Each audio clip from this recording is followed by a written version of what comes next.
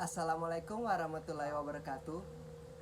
Saya Muhammad Zidan dengan stambuk F121-18061. Di sini saya akan menjelaskan tentang sistem kristal heksagonal. Sebelum kita masuk ke heksagonal, kita harus tahu dulu pengertian dari kristalografi dan kristal.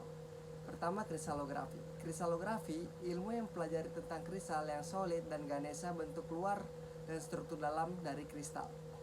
Ilmu kristalografi terbagi menjadi 3 garis besar, yaitu geometri, fisik, dan kimia. Terus mengapa kita harus mempelajari kristalografi ini? Karena kristalografi ini dia berguna dalam mengidentifikasi mineral, karena mineral dibentuk berdasarkan sifat alami dan sifat kimia mineral itu sendiri. Yang berikutnya adalah definisi kristal. Kristal atau hablur adalah suatu benda padat homogen berbentuk polihedral teratur, dibatasi oleh bidang permukaan yang licin, rata, merupakan ekspresi bangun atau struktur dalamnya. Polihedral berarti mempunyai banyak bidang-bidang datar. Kristal terbentuk selama proses perubahan suatu zat dari zat cair atau gas menjadi zat padat. Dan ternyata kristal itu mempunyai bentuk. Bentuk kristal itu ditentukan dari sumbu kristalografinya. Ada 2 jenis bentuk kristal, bentuk sederhana dan kombinasi. Bentuk tertutup, bentuk sederhana dalam bentuk tertutup. Bentuk terbuka, bentuk sederhana yang terjadi pada bentuk kombinasi. Yang berikutnya itu adalah sistem kristal heksagonal. Sistem kristal heksagonal, sistem yang punya 4 sumbu kristal, di mana sumbu C tegak lurus terhadap ketiga sumbu lainnya. Sumbu A, B, dan D masing-masing membentuk sudut 120 derajat terhadap satu sama lain. Sumbu A, B, dan D memiliki panjang yang sama, sedangkan panjang C berbeda, dapat lebih panjang atau lebih pendek. Umumnya biasanya kita tahu lebih panjang. Selanjutnya saya akan menjelaskan sistem kristal heksagonal. Sistem kristal heksagonal. Kelas kristalnya di heksagonal di piramidal. Bentuk kristalnya heksagonal prims and basal pinakoid. Ya, berikutnya itu unsur simetri. Unsur simetri di sistem heksagonal ini dia terdapat 6 kenampakan sumbu C-nya. 1 2 3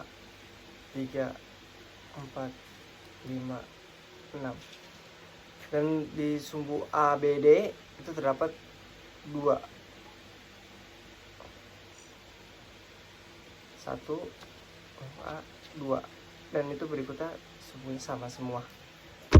Di kelas simetri ini menurut Herman Manguin, yang pertama itu adalah sumbu C. Sumbu C itu di sini 6/m karena sumbu C itu memiliki 6 kenampakan yang sama.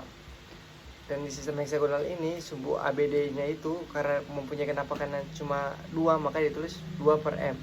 Dan di sistem heksagonal ini tidak memiliki diagonal.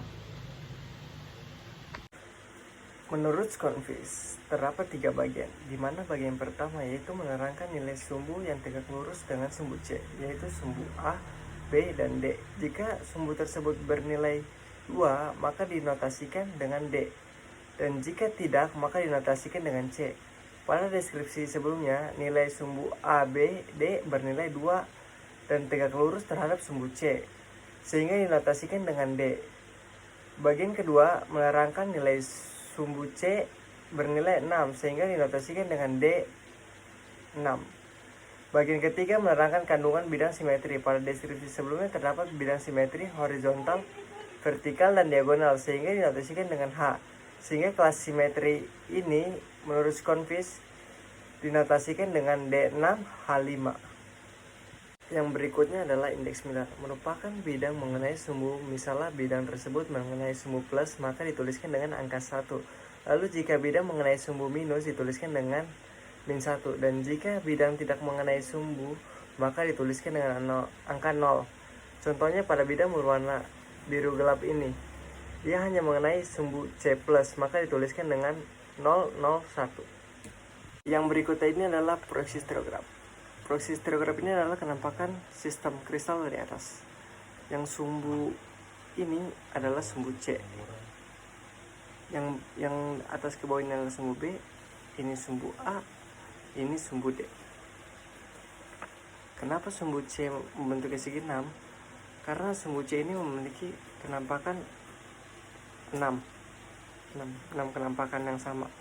Kalau yang oval ini dia karena cuma memiliki 2 kenampakan sama, maka digambarkan dengan bentuk oval. Sekian dari saya, kurang lebihnya mohon maaf. Wassalamualaikum warahmatullahi wabarakatuh.